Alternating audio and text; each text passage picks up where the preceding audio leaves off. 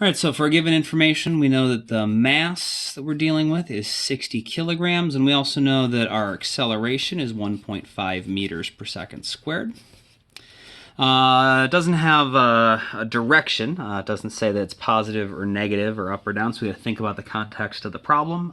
We are going from the 8th floor down to the 7th floor, and so that must mean that we are moving downwards. And so the acceleration has to be down, because if you start at rest on the 8th floor, you have to be moving, you'd have to start accelerating down in order to start, moving downwards. If we draw a little diagram, since this is a forces problem, a free body diagram should always just be something we set up along with all of our given information. It's going to be needed for pretty much every problem.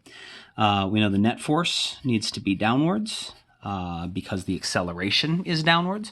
Or a completely different way to think about this is if you have an elevator at rest and it's going to stay at rest because of inertia unless you exert some sort of net force on it and you want it to start moving downwards, you have to push downwards on it or pull downwards on it. So you can figure out the net force is downwards for that reason, and then figure out the acceleration is down because it matches the direction of the net force. Either way to think about it is fine. This net force is a combination of the individual forces, so gravity, of course, is always pulling down. That's m times g. And the normal force from the floor of the elevator pushing on the scale and the scale pushing on the student, that is going to be upwards. But since the net force is downwards, the normal force can't be as big as the force of gravity. The force of gravity needs to win, if you will, so our net force is going down. And so we need our normal force to be up, but it's going to be smaller than the force of gravity. And this is what we are trying to find. Because we want to know what the scale reads, and the scale reads the normal force. And so we're trying to find Fn. And so the way that we're going to do this is the thing that we should always put on our free body diagram in addition to just sort of drawing all the forces. Is that last thing I had you do when we were doing the 7 sets of diagrams for the elevator, which is write an expression for the net force in terms of the individual forces. This is such a useful step with anything related to force problems that it should just by default be something you do as soon as you can. Write an expression for the net force using your individual forces. And so in our case, Fg is bigger than Fn, and so the magnitude of this is going to be the force of gravity minus however much the normal force cancels out.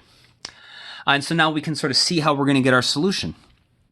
The normal force, if we know the net force and the force of gravity, we can just rearrange and solve this equation.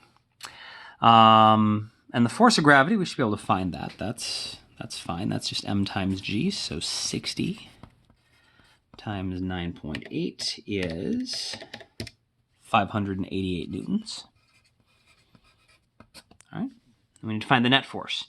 And it doesn't seem like we have enough information, but if you remember, there is something that we can always use to find the net force, because it is always true, and that is Newton's second law. And so this part of the net force, this expression for the net force, is specific to this problem in this free body diagram. This way of finding the net force is just always true because that's how Newton's second law works. And so that's going to be 60 times 1.5 is going to be 90 newtons. And the normal force then, we can see just by sort of rearranging this equation. If F net is equal to Fg minus Fn, that means that the normal force has to be equal to Fg minus F net, which is going to be 588 minus 90. So our normal force is going to be 498 newtons, which is what the scale reads. And so that is our final answer because the scale is reading the normal force. A couple of things here.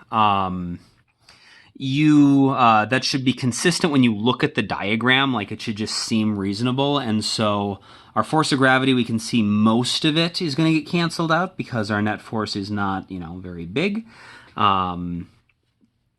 but it's still the normal force we know has to be smaller than the force of gravity, and we even drew that right in our diagram. And so the fact that we got 498 is a good sign. One of the most common mistakes people make in a problem like this is just rearranging the equation wrong and accidentally adding 90. If you got 678, you should immediately recognize that's wrong, because that's not how our free body diagram looks. The other thing that I want to point out about this is the problem-solving technique of using this part, the net force, and being able to write that two different ways as an expression based on our free body diagram that is specific to the problem, and then this general thing with mass times acceleration. That is the crux of a significant amount of our forces problem solving, because this is what connects information you have about individual forces to information about how it's moving and things you can put in the kinematic equations. And so this step right here, you almost always are going to have some information that you funnel into either your individual expression or Newton's second law, and then you're going to then use what you get to find the other thing. You can either find the mass or the acceleration, or you can go find one of the forces like we did here. This is analogous, homologous, analogous? Let's go with analogous to the mole in chemistry, where the mole for a lot of problem solving is something where you have to convert everything to moles from what you start with, and then you convert it back out to what you are actually looking for. And so there's always just sort of that default in chemistry of just converting everything to moles, because it's something you're going to have to do to get to the answer, sort of no matter what you're looking for. Same thing here. Being able to figure out what's going on with the net force, we always have to funnel, not always, but much of the time, in many cases, we're going to funnel everything through this expression that we write. And so sort of as a default, you should always try to set this up. And if you're not sure what else to do, seeing if you can get stuff to plug into here is often useful.